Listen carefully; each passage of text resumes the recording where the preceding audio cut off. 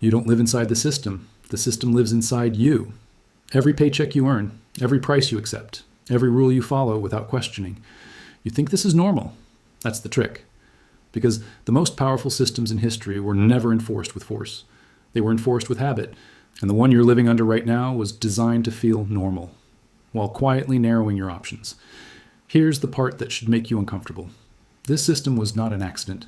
It was built intentionally, step by step, by people who understood one thing better than anyone else. Control doesn't come from violence, it comes from dependency. Once people depend on the system to survive, they don't need to be forced. They protect it themselves.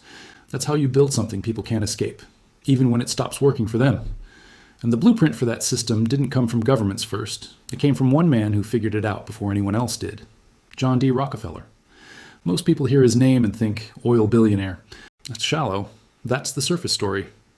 Rockefeller didn't just dominate an industry, he created a template so effective that governments copied it, banks adopted it, institutions protected it. And once it scaled, it stopped looking like control and started looking like reality. Here's what made Rockefeller dangerous. He didn't try to compete in the system. He redesigned the system so competition couldn't survive. While others chased profit, he chased infrastructure. While others fought price wars, he controlled supply, transport, financing, and timing. He didn't need to crush his enemies loudly. He let pressure do the work. Margins tightened, access disappeared, survival became impossible. And when companies collapsed, people said, they failed. They didn't fail. They were squeezed. This is the first rule of the system you live under today. Power doesn't attack head-on. It surrounds. Rockefeller understood that if you control the rails, you don't need to own every train. If you control refinement, you don't need every oil well.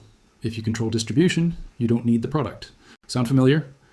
Because this exact logic now governs money, labor, housing, healthcare, and debt. You don't need to be owned. You just need to have no alternatives.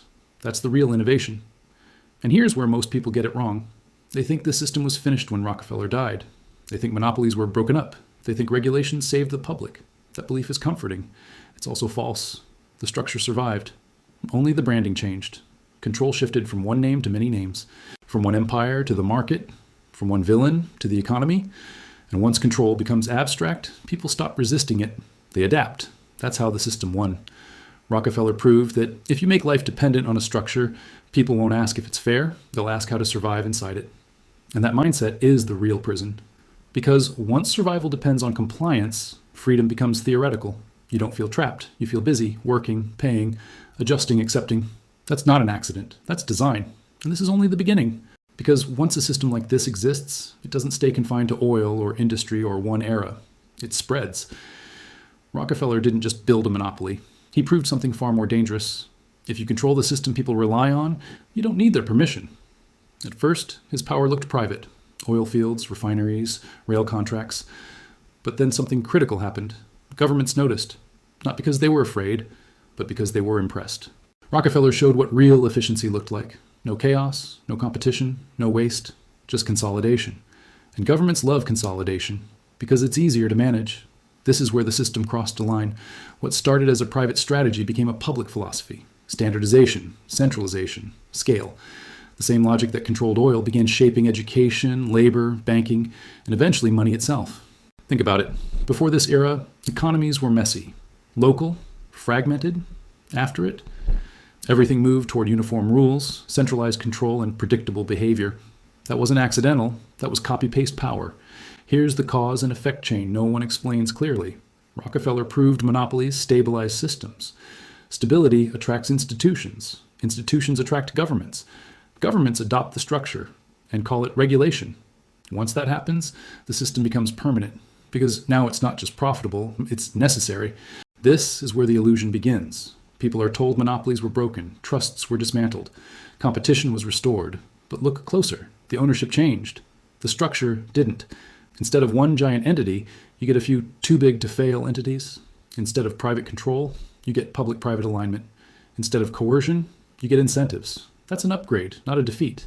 And incentives are more powerful than force. Here's the psychological shift that matters most. People stopped seeing the system as something created.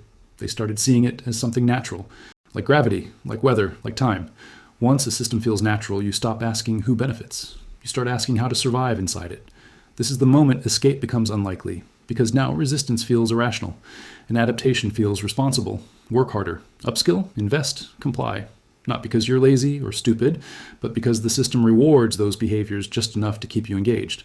This is Rockefeller's real legacy. Not oil, not money, but dependency disguised as opportunity. And it spread fast. Banks adopted it by controlling credit. Governments adopted it by controlling policy. Corporations adopted it by controlling access. Over time, everything you need to function, money, housing, education, healthcare, became gate-kept by systems you don't control. Not violently, logically. That's why modern power doesn't threaten you. It conditions you. You don't feel oppressed. You feel managed. And here's the quiet part most people miss. Once a system reaches this stage, it no longer needs villains. No Rockefeller, no mastermind, no secret room. The incentives do the work. People enforce the system on themselves and on each other. You're told this is progress, that this is efficiency, that this is the best system possible. And maybe it is, for the system, but not for you. Because the moment everything becomes optimized, human flexibility disappears, margins shrink, options vanish, mistakes become expensive. That's not a bug, that's a feature. And once you see that, you realize something unsettling. The system you live under was never designed to be escaped. It was designed to be inhabited. Once the system was built, the next problem was simple. How do you keep people inside it without them realizing they're trapped? You don't use force, you use necessity. This is where the system became invisible. Rockefeller's era solved production. The next era solved dependency. People didn't just buy oil anymore, they depended on it to live. Transportation, heating, industry, jobs. Opting out stopped being a moral choice, it became a survival risk. And this logic didn't stay in oil. It migrated. Banking copied it, labor markets copied it, governments perfected it. Here's the pattern that locked everything in. First, a resource becomes essential. Then access to it gets centralized. Then alternatives are slowly removed. Finally, participation becomes mandatory, but disguised as choice. That last step is the most important, because the system never tells you you must obey. It tells you you're free to choose, but only from these options. That's not freedom, that's managed consent. Now let's talk about money, because this is where the trap becomes permanent. Early on, money was a tool, something you used. Over time, money became a requirement. You can't work without it. You can't save without it. You can't plan without it. You can't exist without it. And once money becomes mandatory, whoever controls its flow controls behavior, not directly, systemically. This is where credit enters. Credit isn't about generosity. It's about timing control. You borrow today, you repay tomorrow. But tomorrow is owned by the system. That single delay, borrow now, pay later, changed everything. Because now your future labor is pre-sold, not by force, by agreement. This is how people became predictable. Predictable workers, predictable consumers, predictable voters. And predictability is power. Here's the cause-effect chain most people never see. Centralized money creates centralized credit. Centralized credit creates dependency. Dependency creates compliance. Compliance stabilizes the system. And stability is sold as safety. At this point, people stop asking, is this fair? They ask, how do I win inside it? That question is the system's greatest victory, because once everyone is focused on optimization, no one is focused on exit. Hard work becomes survival. Success becomes distance from collapse. Failure becomes personal shame, even though the rules are structural. This is where the system stops feeling external and starts feeling personal. If you struggle, it's your fault. If you fall behind, you didn't try hard enough. If you're stressed, you're not disciplined. The system disappears. Self-blame takes its place. That's not accidental. That's design. And here's the quietest part. The system doesn't need everyone to win. It only needs enough people to believe winning is possible. That belief keeps the machine running. Most people don't feel enslaved. They feel busy, distracted, tired. And tired people don't dismantle systems. They adapt to them. By now, the system no longer needs expansion. It needs maintenance, which brings us to the phase no one expects. When growth slows, pressure builds, and the rules quietly tighten. That's where this story is heading. Every system reaches a limit, not because it fails, but because it gets too large to move fast. Costs rise, returns slow, pressure builds. At this point, the system has two options: change its structure or change who pays. History shows what it chooses. It doesn't break. It redirects pressure downward.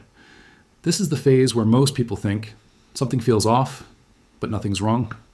That feeling is accurate, because this is when the system learns how to survive without fixing itself. Here's how it does that. Instead of raising prices openly, it stretches them over time. Instead of cutting benefits, it freezes them. Instead of lowering wages, it lets inflation do the work quietly. No announcements, no outrage, just slow erosion. This is not collapse. This is cost transfer. The burden moves from institutions to individuals without changing the rules on paper. And because nothing changed, people don't react. They just adjust. Work a little more, save a little less, delay a little longer. That adjustment is the mechanism. Now here's the part most people miss. Once a system learns how to shift pain invisibly, it has no incentive to stop. Why would it? Open pain creates resistance. Silent pain creates compliance. So the system refines the process. Complexity increases, rules multiply, exceptions disappear. Not to control people, but to stabilize outcomes, because predictability matters more than fairness. This is when institutions stop caring whether people are thriving and only care whether they're functioning. Can you still work? Can you still pay? Can you still participate?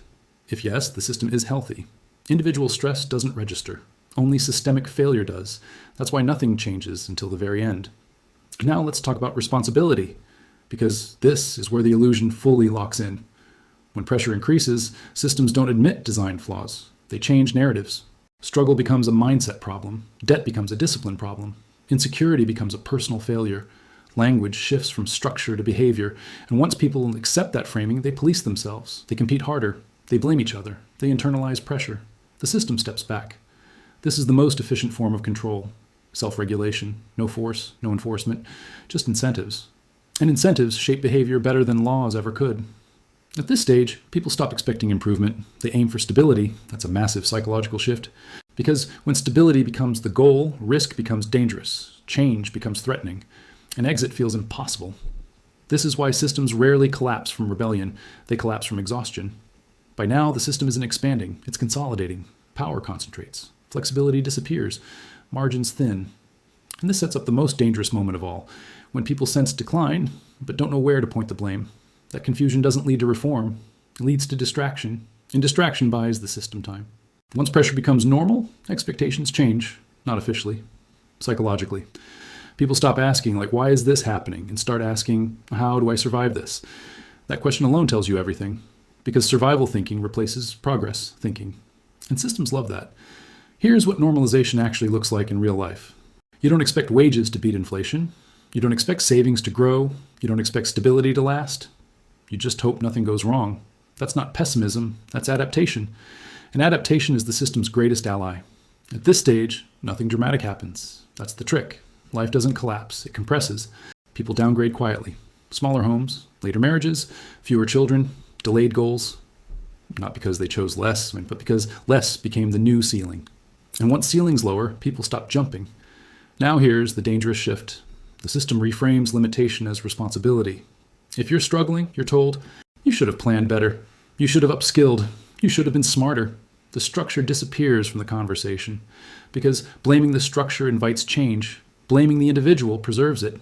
This is when inequality stops growing and starts locking in, not explosive gaps, rigid ones. Those who already own assets feel insulated. Those without them feel frozen in place. Mobility slows. Risk becomes unaffordable. Mistakes become permanent.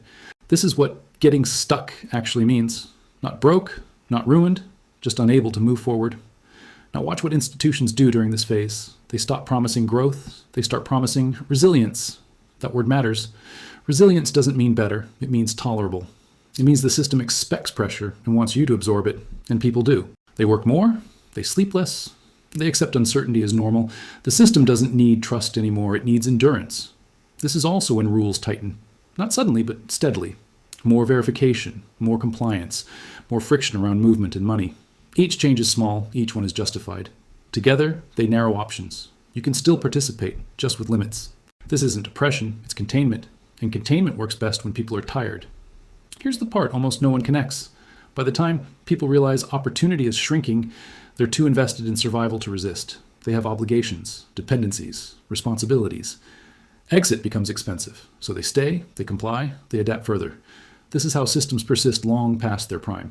Not by thriving, but by preventing collapse long enough for a new baseline to feel normal. And once normal resets, history forgets the previous level entirely. That's why older generations say things used to be easier. They're not nostalgic. They're describing a different system phase. Now here's the quiet truth. At this point, the system isn't failing. It's succeeding at what it's designed to do. Maintain order. Preserve hierarchy, reduce volatility, even if that means shrinking possibility. And this sets up the final phase.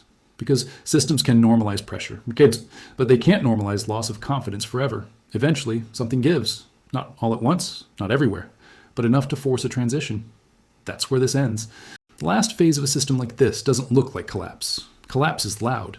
Collapse creates enemies. Collapse invites rebellion. This phase does neither. It looks like transition. By the time you reach it, most people already know something is wrong. They just don't expect change anymore. That's the key difference. Earlier, people hoped. Now, they manage. This is when systems stop pretending they'll fix the problem and start redesigning around it. Debt doesn't get erased. It gets restructured. Currencies don't disappear. They get redefined. Promises don't get honored. They get rewritten. This is where the word reset quietly enters the conversation. Not as a warning, as a solution. And resets never happen for everyone equally. Here's what a reset actually means in practice. Old rules become optional. New rules arrive as temporary. Access matters more than ownership. Flexibility matters more than effort. Nothing is announced clearly. Everything is framed as modernization, digital systems, new frameworks, better efficiency, more inclusion. All good words, all vague enough to hide who wins. By this stage, the sorting is complete. Those who positioned early, with assets, leverage, flexibility, absorbed the transition. Those who didn't carry the adjustment forward, not as a crisis, as a lifestyle. This is why resets don't feel like fresh starts for most people. They feel like lower expectations, higher friction, narrower options. Life continues, just inside tighter boundaries. And here's the part most people misunderstand. This isn't a failure of the system. It's the system protecting itself. When growth breaks, systems choose stability. When confidence weakens, they choose control. When trust fades, they choose structure. That's not evil, it's mechanical. And once you see that, the story changes. You stop waiting for a crash. You stop looking for a villain. You stop believing reassurance. You start asking better questions. Not, will it collapse? But who is the system built to protect now? That question reveals everything, because history is brutally consistent here. The people who survive long declines best are not the loudest, not the smartest, and not the most optimistic. They are the ones who understand timing.